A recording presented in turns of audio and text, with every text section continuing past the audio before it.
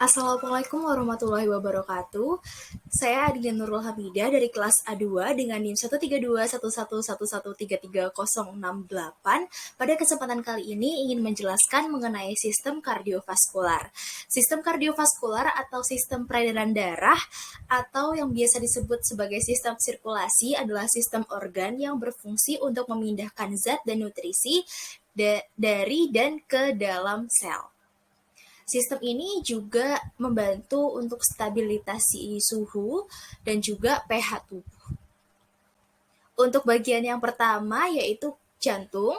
Jantung berukuran sekepalan tangan manusia yang terbungkus dalam mediastinum dan dilapisi oleh perikardium, yaitu lapisan yang membungkus jantung. Nah, pada dinding jantung sendiri itu terdiri dari 3 lapisan. Yang pertama yaitu epikardium. Epikardium ini adalah lapisan terluar yang terdiri dari uh, perikardium fibrosa dan juga jaringan epitel. Karakteristik dari epikardium ini jaringannya kuat, jaringan ikat yang kuat, padat, dan juga tidak elastis. Lalu, di antara ruang perikardium juga terdapat ruang yang disebut pericardial cavity, yaitu ruang sempit yang berisi cairan perikardial 10-15 ml yang fungsinya untuk memudahkan pergerakan jantung. Lalu, di lapisan kedua yaitu ada miokardium. Miokardium adalah lapisan tengah pada dinding jantung yang karakteristik lapisannya yaitu tebal dan terdiri dari sel otot jantung. Miokardium berkontraksi untuk memompa darah ke aorta. Dan yang terakhir yaitu endokardium atau lapisan terdalam dari jantung. Lapisan ini tidak kaku karena fungsinya untuk mengumpulkan darah dan juga memompa darah. Nah, dalam jantung juga terdapat 4 ruang. 2 diantaranya yaitu serambi atau atrium yang bagian atas. Nah, serambi itu juga ada 2. Yang pertama yaitu serambi kiri atau atrium kiri yang fungsinya untuk menerima darah bersih dari paru-paru, sedangkan atrium kanan berfungsi untuk menerima darah kotor yang dibawa dari tubuh yang dibawa oleh pembuluh darah. Serambi atau atrium ini memiliki dinding yang lebih tipis dan tidak berotot karena tugasnya hanya sebagai ruangan yang menerima darah. Lalu dua ruang lainnya yaitu ventricle atau bilik yang berada pada bawah, yaitu juga memiliki 2 sisi, yaitu ventrikel kanan yang fungsinya untuk memompa darah kotor dari jantung ke paru-paru, dan ventrikel kiri berfungsi untuk memompa darah bersih dari jantung ke seluruh tubuh. Kebalikan dari atrium tadi, ventrikel ini memiliki dinding yang lebih tebal dan juga berotot karena fungsi dari ventrikel ini memiliki peranan yang lebih berat, yaitu memompa darah baik dari jantung ke paru-paru maupun ke seluruh tubuh. Lalu jantung juga memiliki 4 katup yang berfungsi untuk menjaga aliran darah agar dapat mengalir ke satu arah. Yang pertama yaitu ada katup trikuspid yang berfungsi untuk mengatur aliran darah antara serambi kanan dan juga bilik kanan. Lalu ada juga katup pulmonal yang mengatur aliran darah dari bilik kanan ke arteri pulmonalis yang membawa darah ke paru-paru untuk mengambil oksigen. Lalu yang ketiga ada katup mitral yang mengalirkan darah yang kaya oksigen dari paru-paru dari serambi kiri ke bilik kiri, dan yang terakhir ada katup aorta yang berfungsi untuk membuka jalan bagi darah yang kaya akan oksigen untuk dilewati dari bilik kiri ke aorta. Selanjutnya yaitu ada pembuluh darah. Pada pembuluh darah ini ada 3, yaitu arteri, vena, dan juga kapiler. Yang pertama arteri juga terdiri dari 3 lapisan. Namun sebelum itu, saya ingin menjelaskan bahwa arteri itu bertugas untuk membawa darah yang kaya akan oksigen dari jantung ke bagian tubuh yang lainnya. dindingnya elastis sehingga bisa menjaga tekanan darah untuk tetap konsisten. 3 lapisan dari arteri ini yang pertama yaitu tunika intima, yaitu bagian yang terdalam dari pembuluh darah yang terdiri atas lapis sel endotel yang membatasi permukaan dalam pembuluh darah dan merupakan lapisan tengah yang terdiri dari serat otot polos yang tersusun melingkar. Lalu yang kedua ada tunika adventitia atau lapisan terluar yang terdiri dari jaringan ikat kolagen dan elastis, terutama kolagen tipe 1. Dan yang terakhir yaitu anastomosis arteriovenosa yang memiliki hubungan langsung antara sirkulasi arteri dan juga vena. Dan anastomosis arteriovenosa ini tersebar di seluruh tubuh dan umumnya terdapat pada pembuluh-pembuluh kecil yang fungsinya untuk mengatur sirkulasi pada daerah tertentu, terutama pada jari, kuku, dan juga telinga.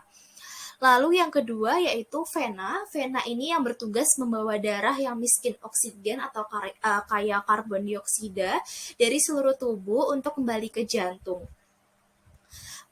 Vena ini memiliki dinding yang lebih tipis jika dibandingkan dengan arteri.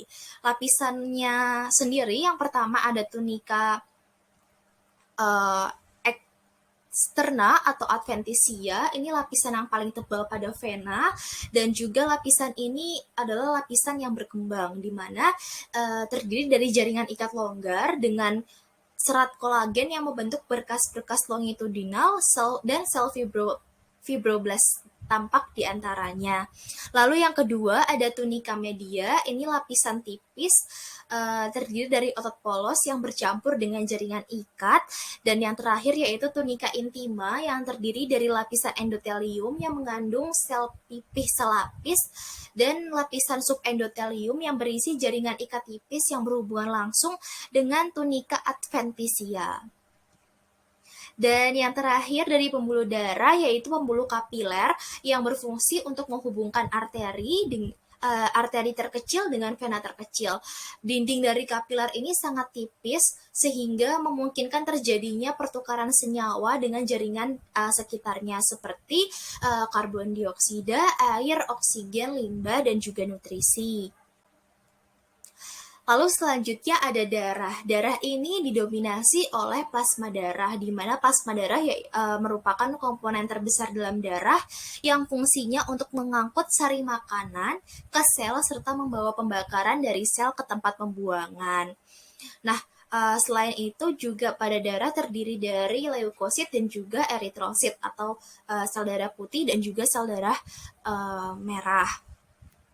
Nah, pada kebanyakan penyakit ini disebabkan oleh masuknya kuman infeksi, maka di sini jumlah leukosit dalam darah itu akan meningkat. Jadi ketika ada infeksi atau ada kuman yang masuk ke dalam tubuh, maka akan ada sinyal dengan meningkatnya jaringan sel, akan meningkatnya jumlah sel darah putih.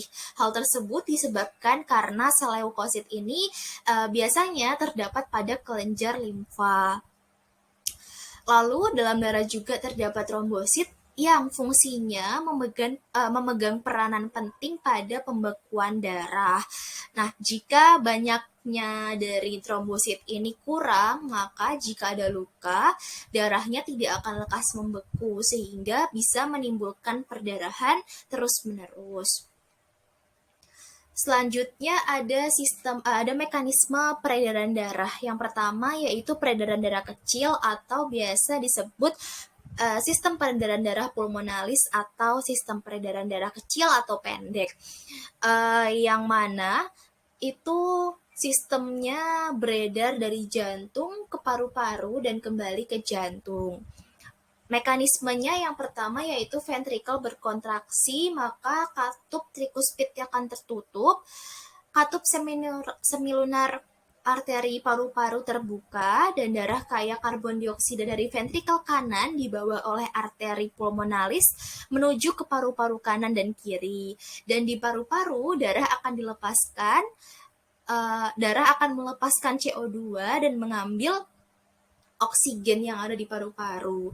Lalu darah yang kaya akan oksigen akan dibawa oleh vena pulmonalis menuju ke atrium kiri dan setelah itu ventrikel akan berelaksasi dan katup bikuspid terbuka dan darah akan mengalir ke ventrikel kiri. Lalu yang kedua yaitu ada sistem peredaran besar atau sistem peredaran sistemik atau peredaran panjang, yaitu dari jantung diedarkan ke seluruh tubuh dan kembali ke jantung. Di mana mekanismenya ventrikel akan berkontraksi dan katup bikuspid akan tertutup. Di sini nanti katup semilunar aorta akan terbuka dan darah yang kaya oksigen dari ventrikel kiri akan masuk ke aorta dan darah kaya oksigen akan dibawa oleh arteri dan diedarkan ke seluruh tubuh kecuali ke paru-paru. Nah, darah tersebut melepaskan oksigen dan mengambil karbon dioksida dari seluruh jaringan tubuh. Lalu kemudian darah yang kaya akan karbon dioksida tersebut akan dibawa oleh vena cava menuju ke atrium kanan, kemudian ventrikel berelaksasi, katup bikuspidnya terbuka, dan darah akan mengalir ke ventrikel kanan.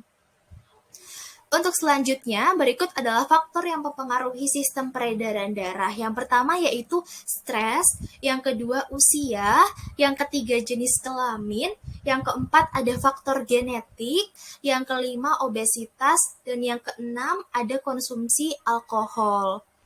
Hal-hal ini yang menyebabkan adanya gangguan pada sistem peredaran darah nantinya, di mana 6 faktor ini dan juga ada beberapa faktor lainnya lah yang menyebabkan atau yang mempengaruhi adanya perubahan pada sistem peredaran darah manusia.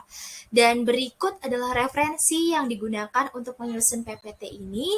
Terima kasih atas perhatiannya. Wassalamualaikum warahmatullahi wabarakatuh.